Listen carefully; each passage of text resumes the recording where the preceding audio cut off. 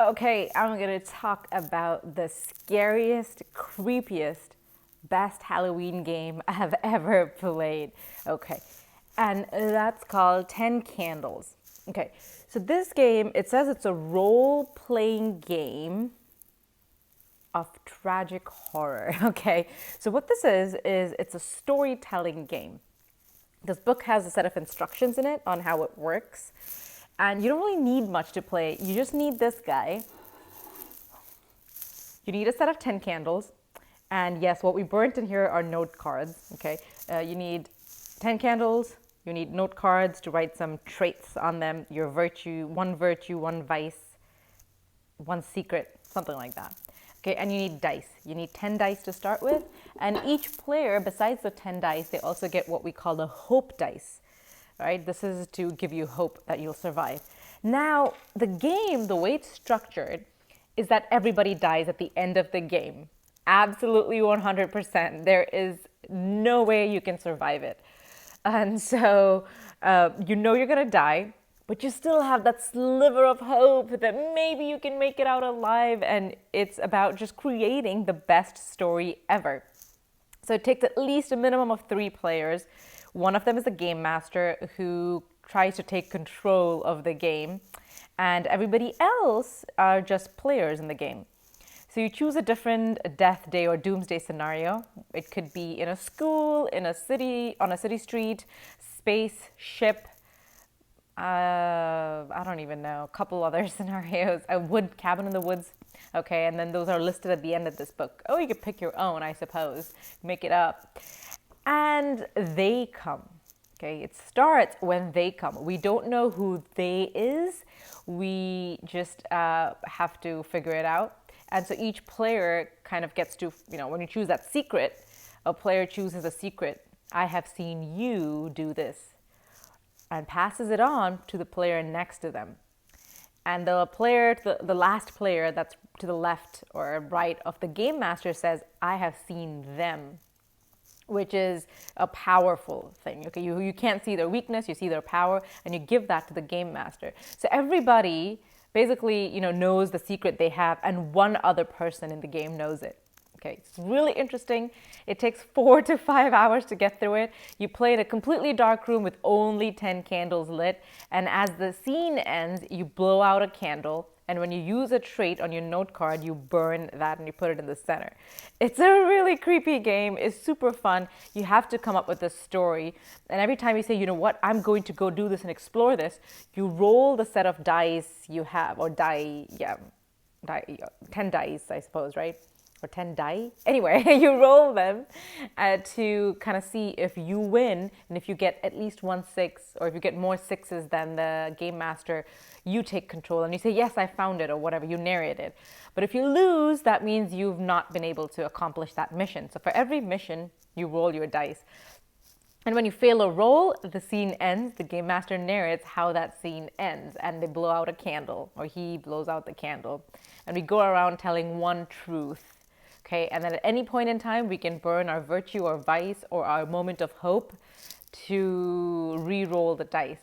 So it's really fun. It's amazing. It's really scary because you play in a dark room with friends, family. And I don't know, I had a blast. I really did. So it's really simple setup, right? You just sit around a couch. You don't need a board for a board game or anything like that. You just need this book for rules. And you need candles, right? I showed you. You can get tea light, and you can get this tray to put it in, or whatever. I'm sure people have candles, so you can use whatever as candle setup, right? If you have 10, whatever type of candles should work, and dice. So most of us have these things. It doesn't take that much setup. We have note cards, right? Pen. So I highly recommend, now that Halloween is around the corner and we're looking for some fun games to play, I highly recommend this one. Now, I don't know, it doesn't say here what the age is, that it should be over 10 years or something. I would think, if your kid is 10 years or older, it would be fine, depending on how creepy you make it, right? So if you're playing with a younger audience, perhaps you try to make it not so creepy, I don't know, right? And maybe keep it more PG rated, because everybody's telling the story. I'm telling, okay, I'm stuck on a ship.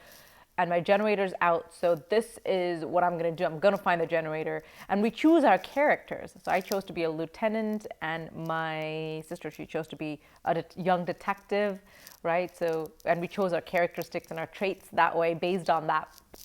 So it was super fun. And we had a blast telling this story. And of course, at the end, we died. And the creepiest part of the game, I think, is we record this. We find, in our case, we find a cell phone and we record it for whoever finds it, just in case, some information to help them help us or find us and save us.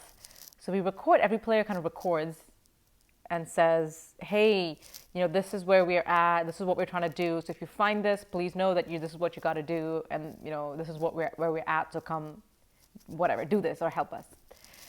And then when the game ends, when we know everybody's dead, in that dark night, that dark space in the living room, the game master plays the voice recording. And you listen to your voice and the hope in your voice, knowing that, well, we've already died. It's really creepy. It's really fun. And I highly recommend you give it a shot. And let me know. You play the game, put it in the comments below. Did you enjoy it? Did you have fun? What did you think about it? This is so fun. I can't believe this game is so fun. I'm not a big, like long gamer, right? You played D&D Dungeons and Dragons, and it goes on for a long time, and you can't skip a game, and because it's crazy. It's just sit down with your family, play it once. It takes a couple hours, and you're done. Right? Next time you want to play it again, you can choose whenever you want to play it. Doesn't take much setup. You can play with any group of people. You can vary it, right, and still have a blast. Of course, if you're playing for the first time, do know that it's gonna take you somewhere between half an hour to an hour to explain the game, because you have to go through all of that, right? And explain all the details of, there's not that many rules, which is also fun because it's just storytelling. You roll the dice to determine the outcome, but it's just a unique kind of mechanism, especially for those who've not done role-playing games or storytelling games. It'll take them a little bit of explanation on what it means, and maybe you don't even explain. If you understand the game, you just say, let's just get started, and as and when we go around, I'll explain things. I think that's the best way to do it, because we spent an hour trying to learn all the rules, and we forgot them and this and that, and I don't learn well that way anyway. So when we just started playing, it was like I was starting from zero, and I just asked, oh, what about this and what about this? So the extra time we spent learning in the beginning was completely useless, for me at least, because I learned while in action, actually doing it. So I just recommend the game master learn the rules very thoroughly and just explains it as and when you go along. Have fun, and do let me know what you think.